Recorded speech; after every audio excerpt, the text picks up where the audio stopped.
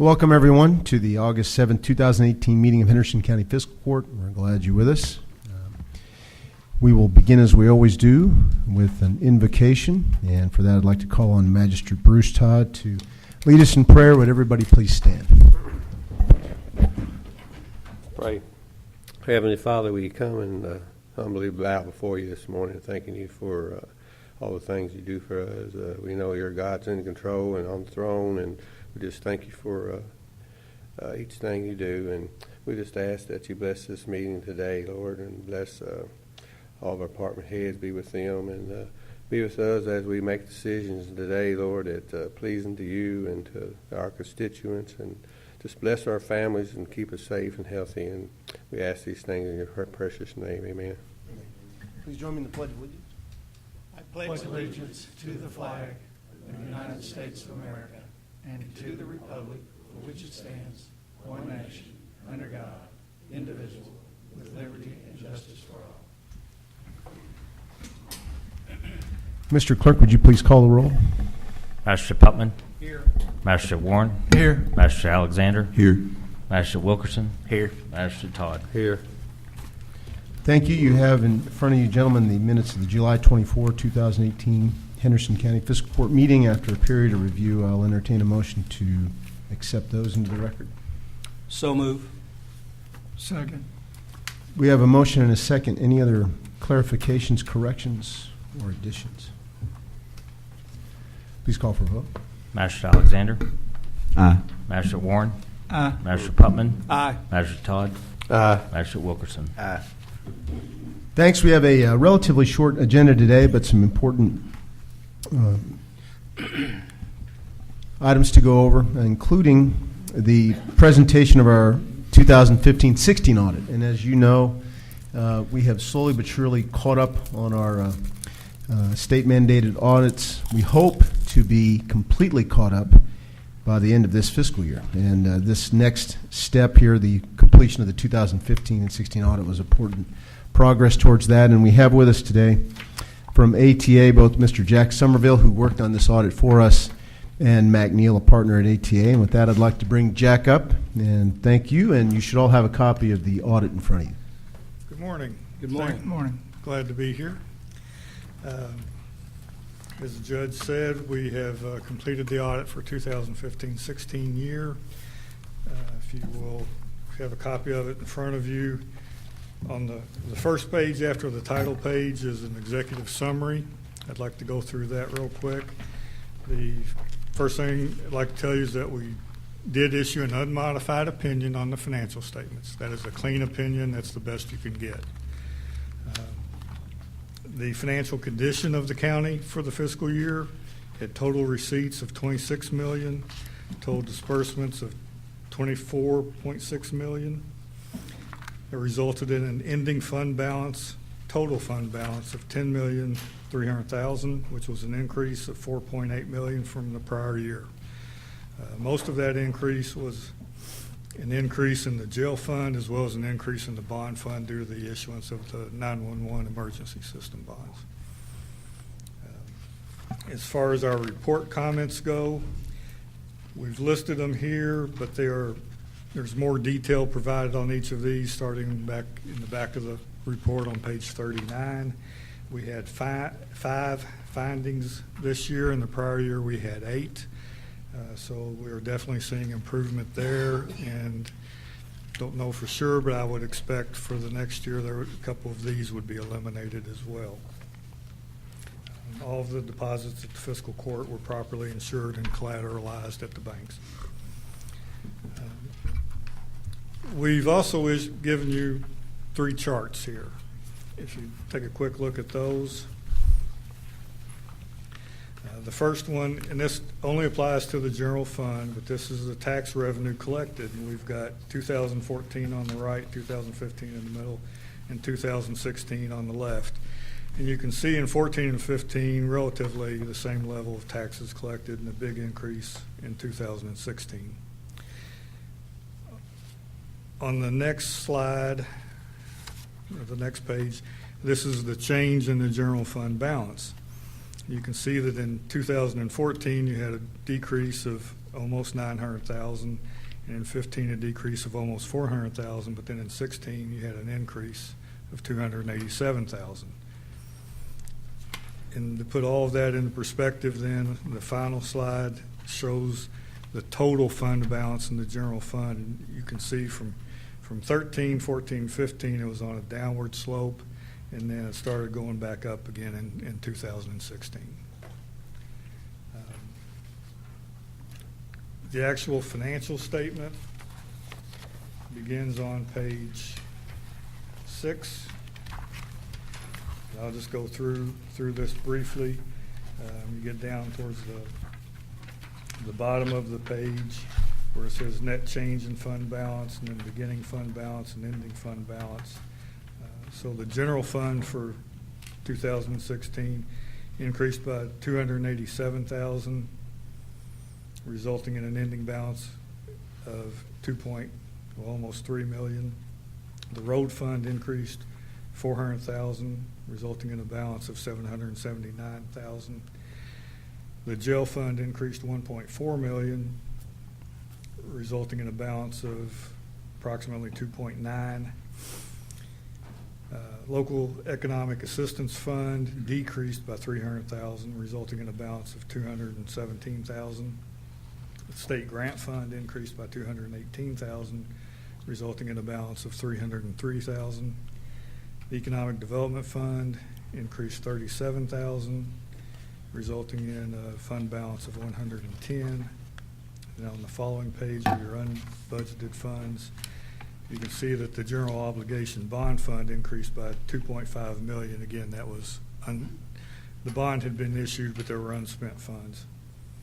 So the ending balance there was 2.5 million. Public Properties Debt Fund essentially had a slight decrease. And the Commissary Fund increased by 206,000, resulting in a fund balance of 463,000. And so the total funds again increased by 4.8 million and had an ending total balance of 10.3 million. Following that are the notes to the financials.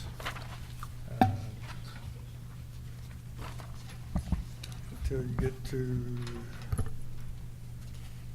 well, your budgetary comparison schedules for each of the budgeted funds begins on page 24. And then, as I've noted, our findings and recommendations begin on, well, I said 29. They have page 39, I'm sorry. Findings and recommendations begin on page 39. Are there any questions? Or anything else you'd like me to go over?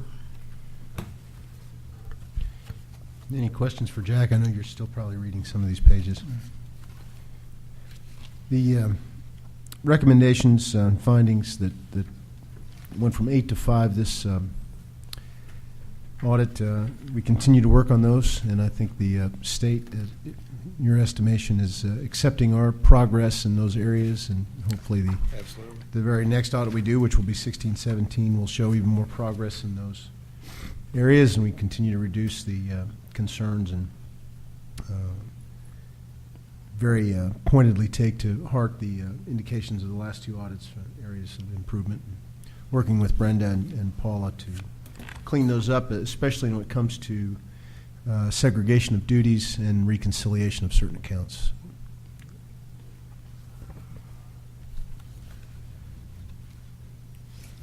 The only thing I was going to point out, just so people will maybe remember, is that, we were talking about on the way out here, is that I think for almost 8 years we did not raise real estate taxes, which is the reason why the revenue on some of these years was down. And then you do see where the revenue went up when we did enact the net profits payroll tax. So it was the right thing to do at the time. Most counties had it, and it proved to be needed. Would you not say Yes. that? Right. No, and that's why we provided these charts to show that, your fund balance was on a downward path. Right. And instituting that has turned things around. Right, So- right, so,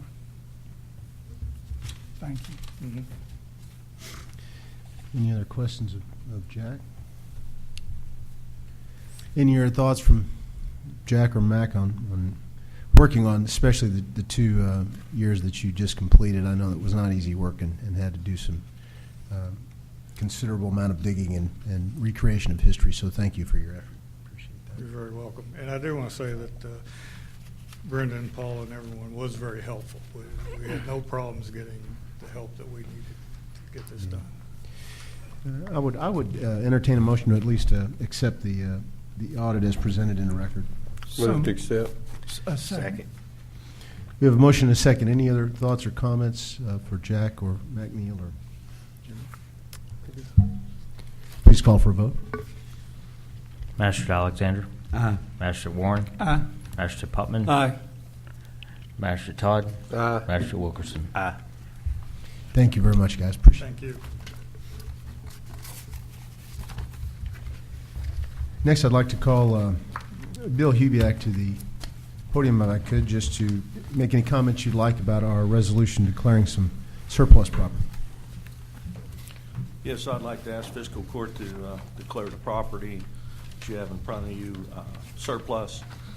Majority of the material is the old lighting system from the courthouse. We've changed out to the LED for energy savings.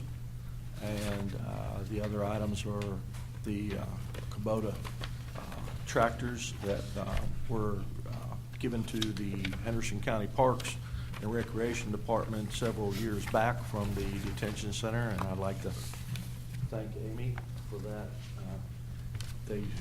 We did not have any funding at the time, and we're at the mercy of no funding and needing to mow at the parks and grass and the fairgrounds. And the detention center was gracious enough to give us 4 of these units. Basically, we had 3 that we ran and used the 4th one as a parts donor.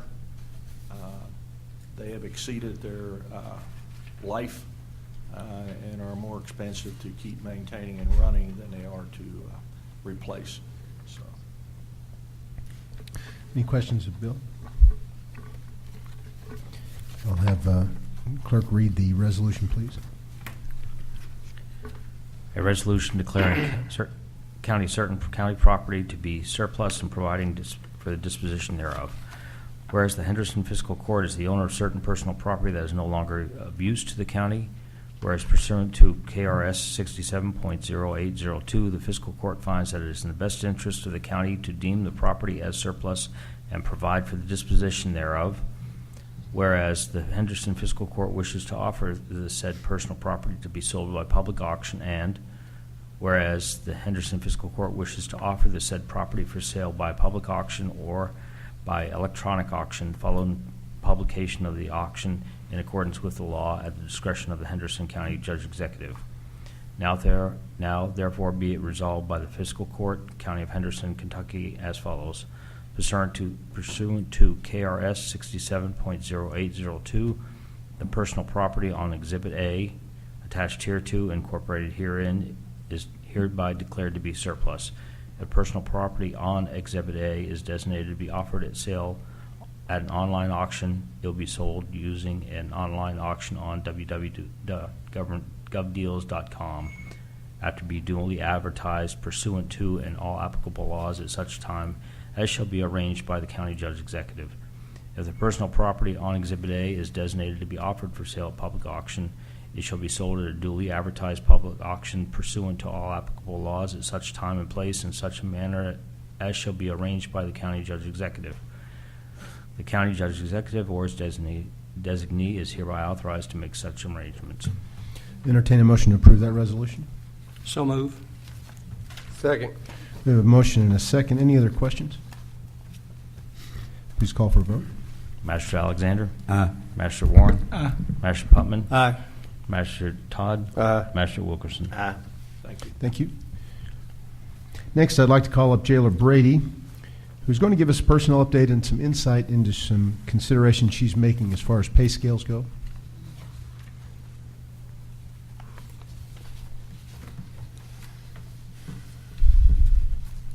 Good morning. Morning. Each of you have the packets that we put together this morning.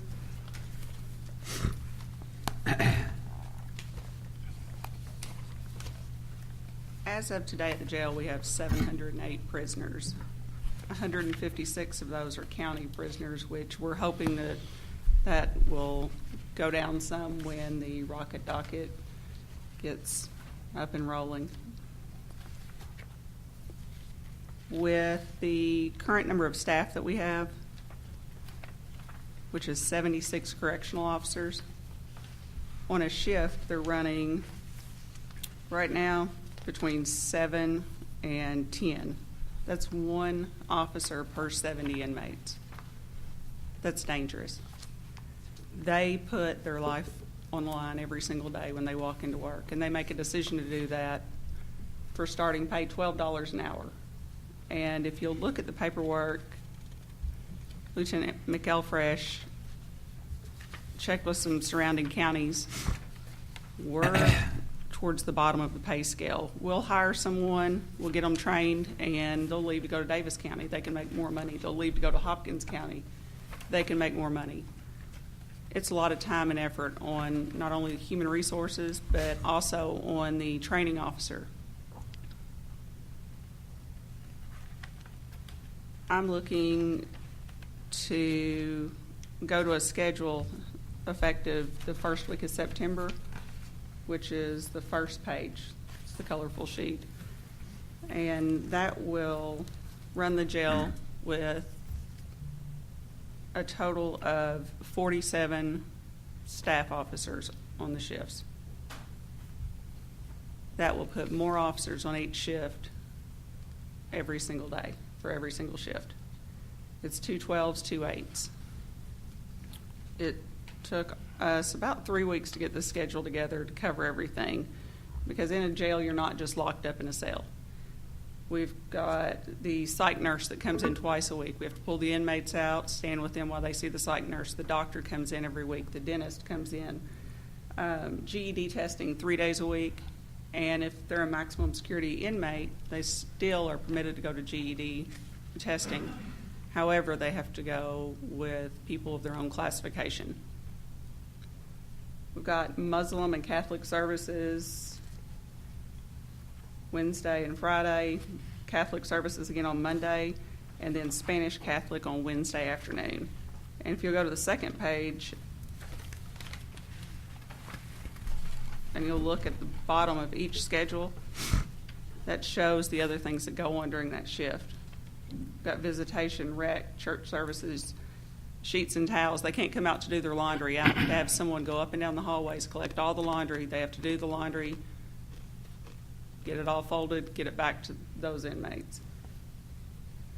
Programs, classes, it's 24/7 at the jail. It's a small city. It never shuts down. Kind of like the old adage, we'll leave the lights on for you. They're on Borax Drive. We've got people that are working numerous hours. Our overtime,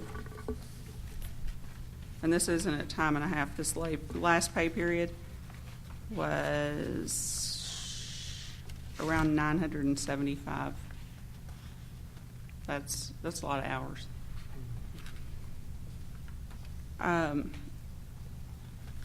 I would like to get our pay scale up at least comparable with the surrounding area jails and jails of our size. And I would like to do more, but as far as the budget goes, if we would raise the starting pay and even it out across the board, go up $2 an hour, that would really help us out. We've got to look at retaining people. I mean, I've been there going on 22 years. We've got people that have been there a long time, but nowadays people don't stay. They don't look at it the way that we looked at it. When I started, it was $7 an hour. and I stuck it out throughout the years. Nowadays, if someone comes in and they're hired in at 12 and they can make $13 going to Gibbs, they're going to turn around and go to Gibbs, even though there may be a layoff or they may work a different shift. I mean, there's always going to be a jail. It's steady employment. And I would really like to give the officers the pay that they deserve for what they do every single day. Do you all have any questions? Amy, when you go, you said 2 12s, 2 8s. Yes, sir. Overtime wise, if you had like 900 hours, just say that for whatever reason that number sticks, and that 47, that's still about almost 20 hours a week per employee. It won't stick. We've went through, that's what the top schedule is. That would be the new schedule, and it shows extra officers on the shifts for the days the psych nurse is there, the days that the doctor's there, the dentist is there. The only time that we would possibly have overtime is if, like we had last season, a flu outbreak or something like that. Once you get a virus in a jail, we start bleaching and sanitizing, but it's always going to go around. The air is recirculated. I can appreciate this work-life thing you're trying to balance Yes. for the people down there. Overtime, though, when it does come up, if they're working 4 days a week, voluntary sign-up list to cover any gaps that you have that you know in advance. Yes, if we have transport officers that for some reason there's not a lot of transports, it's during the holiday season, the federal courts are shut down, then they'll come in and work the floor also. In the winter when community service isn't as busy, then we'll pull some of those officers inside and they'll work inside the building also, or they'll help cover transports. A lot of our overtime that you'll see, we get reimbursed by the federal government for if it's the transport officers, but it goes into a separate line item. When I first started, I had a hard time. I couldn't figure out why they wouldn't put it back in that same line item to even it out.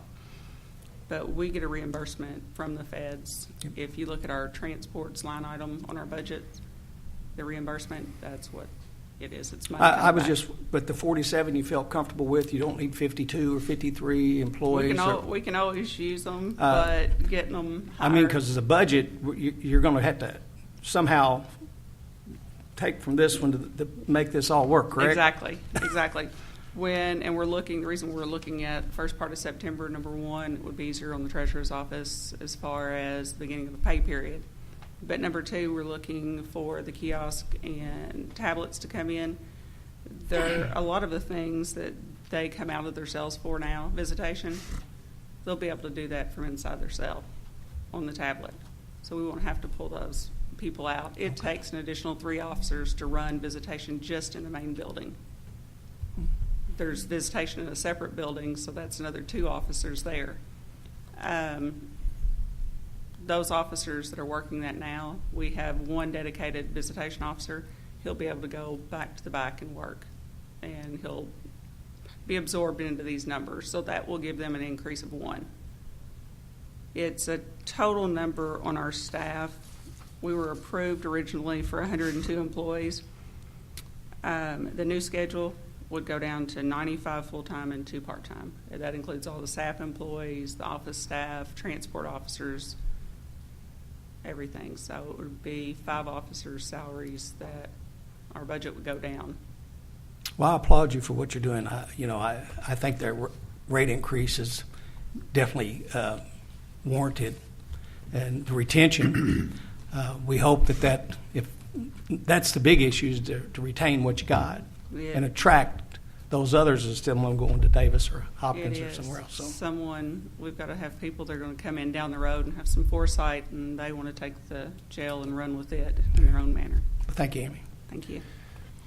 Amy, and I think you've answered this, but I want to make sure, not only you are trying to raise the beginning wage, but for those who have been with you, I think you said there was a $2 increase. Yes, sir. Across the board. And I think that's fair because, again, you want morale to be good. And I think this is a good way to do that for those who have already been with you and have stayed with you. So Thank you. We've tried. When I came in, there had been some pay increases throughout the years. However, when the starting pay would increase, it wouldn't increase in the upper staff. So we had shift supervisors that were making, some of them less than new hires that came in. And that was one of the first things I talked to the judge about, is the fact that we've got shift lieutenants that are making less than officers that came in. Right. Because we're so early in the fiscal year, Amy is obviously not anywhere close to blowing out any of her line items or pay scales or anything like that. And I would suggest we're going to have plenty of opportunities to formally amend the budget if we need to, or make transfers if we need to in coming months for other things. And so in the meantime, what I would suggest is we allow Amy to adjust these pay scales, get a feel for how things like the kiosks and the other technological additions are going to affect all this planning, and let her report back to us in a month or so and see how it's going. And then if we have to make formal amendments to the budget at that time, or she has a better feel for how much transferring between line items she's going to have to do to make this work, we can handle it at that time. Does that make sense? Yeah. Mr. Gold, do you concur? I mean, she's got a budget at this point, if she's within the budget. Right. So, but I guess if there's a general understanding that there will probably need at some point to be Yeah. Yes. yeah. And I think we're open to amending the budget if it solves the retention problem and makes sure that we keep our jail safe. I think we're all in agreement there. And she has reserve, so that if she does at some future point need to transfer funds over, you have the funds to be able to do that, so. So if you don't mind, I think we just give you the direction, go ahead and start implementing these changes and then report back and see how it goes. And you'll probably have a better feel in a month or two about what exact dollar amounts you're looking at or how it's trending, and we can help make those adjustments. Okay. Thank you. Any other questions? Does that sound fair for everybody? Mhm. Thank you very much. Thanks.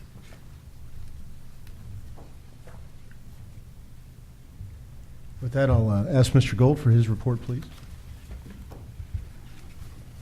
Judge, I've got several checks today. Once I find them. First is payment for salaries, FICA, and retirement, $2,035.12. Dental life insurance at $8.06. Health insurance, $595.86. Jail fees collected, $634.87. Interest checks, $91.51, $12.40, $18.70, $6.23, bringing today's total to $3,402.75, and the fiscal year total to date to $14,101.15. Motion to accept those. So moved. Second. Motion and a second. Any questions, Mr. Gold? Please take a vote. Magistrate Alexander. Aye. Magistrate Warren. Aye. Magistrate Putman. Aye. Magistrate Todd. Aye. Magistrate Wilkerson. I know Treasurer Ryder has a couple claims she'd like to present to us.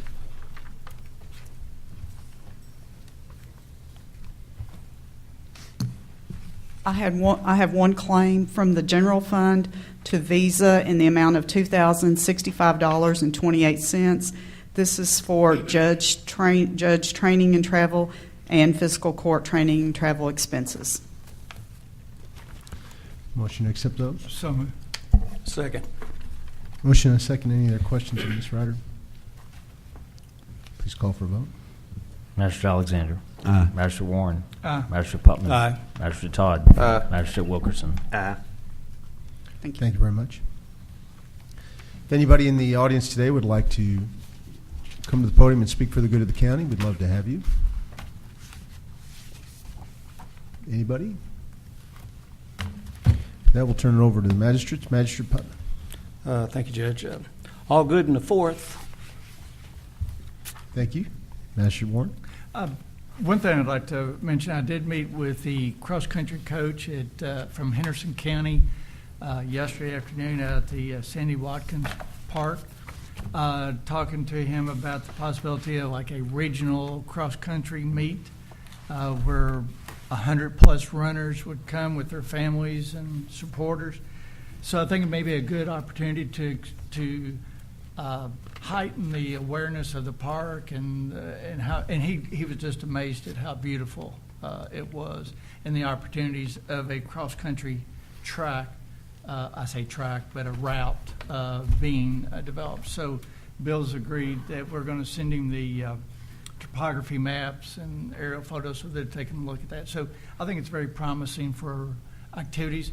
The access coming off of Audubon Parkway is very good right there so that they could come in. And so it looks good. I think it'd be a great place for a cross-country meet, kind of a natural spot for a cross-country meet. Thanks for looking into that. Magistrate Alexander. Just good to be back from vacation and time to get going, and I'm glad to be here. Everything good. I went to the beach with the grandkids. I was back farming. Master Wilkerson. Everything's good. We're going to get Hometown Roots going to open up tomorrow, and we're going to get a new restaurant on the corner of First and Green. They're going to tear Hazelwood's gas station down and the paint store behind it down. It's going to be a Burger King. Hey, terrific.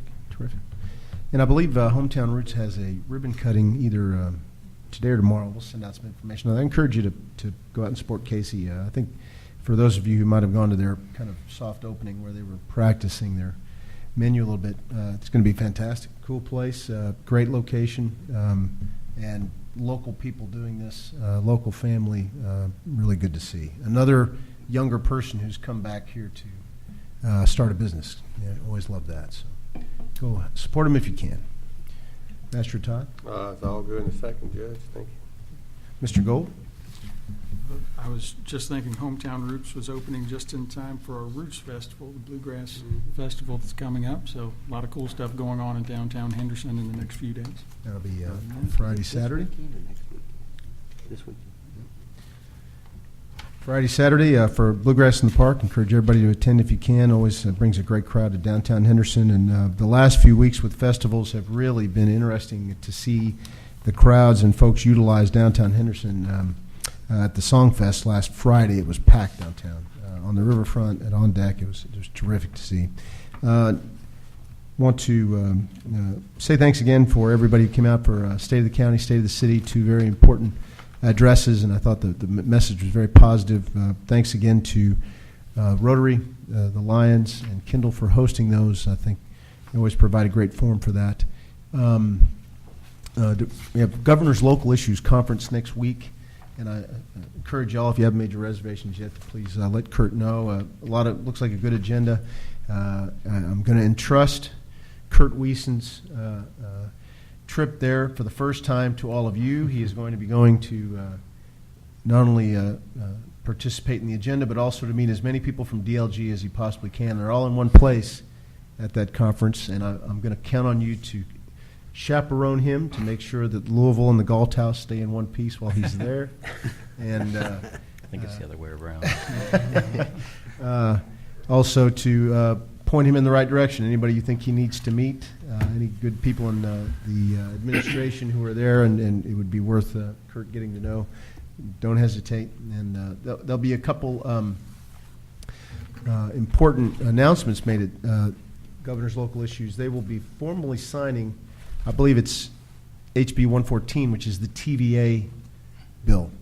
That is the redirection of payment in lieu of taxes that TVA was paying to the state, which will now be divvied up among the counties in which they either do business or have facilities, including Henderson County. And that money is earmarked for economic development agencies in the counties. And I think it's a terrific development to aid many counties in their economic development funding. And it's certainly allowed us to be more flexible in our budget. And they'll be having the official signing, and then they will be going into detail about how that application and funding process will work. So I encourage you to attend that if you can. If there are no other points of interest, I will entertain a motion to adjourn. I also want to welcome John Martin from the Courier and Press, pinch hitting for Bess Smith. Nice guy, but big shoes to fill when sitting in for Old Pat. So. Move to adjourn. We have a motion to adjourn. Motion and a second. All those in favor can leave.